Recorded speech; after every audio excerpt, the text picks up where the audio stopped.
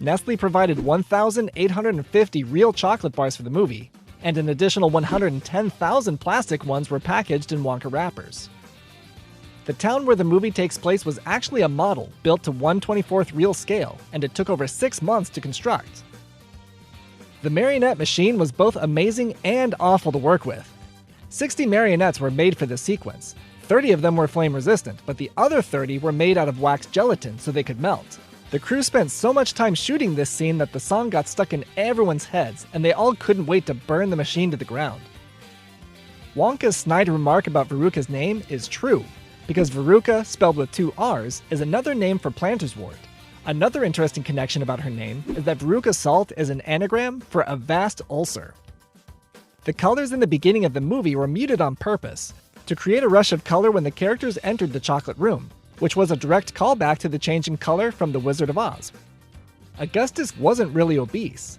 The German actor Philipp Weigratz was actually wearing a fat suit, and it was specially designed to avoid soaking up liquids and to prevent leaks, so the actor wouldn't sink down to the bottom once he fell in. The chocolate river was real. It did have chocolate in it, but it also contained thickening agents and colorants. They experimented for months to find the right texture, and it took 5 days to fill the chocolate room set with more than 50,000 gallons of the mixture.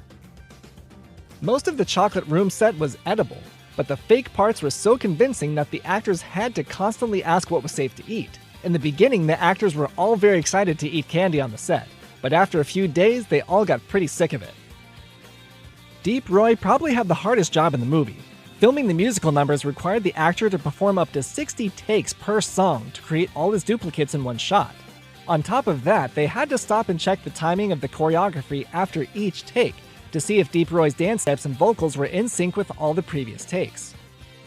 The baby in the stroller was Tim Burton's son, Billy, which the director said was his first and only movie appearance. Real makeup was going to be used for Violet's transformation, but ultimately the decision was made to do it all with CG, so Violet's size and shape would match the huge scale of her transformation in the book. The 200 sorting room squirrels were filmed using a combination of CGI, animatronics, and 40 trained live squirrels. The real squirrels were trained for months, which was reportedly a very difficult process because it took at least 2,000 repetitions for the smartest squirrels to learn how to put a nut in a bowl. The glass elevator was real. It didn't travel around, but they did build the big glass box, and it scared Johnny Depp to be inside of it because the actors were filmed while being suspended 50 feet up in the air. This version is intentionally darker than the original movie, because Tim Burton said he didn't want to be politically correct by softening the demise of each kid, in order to be more faithful to the book's darker tone.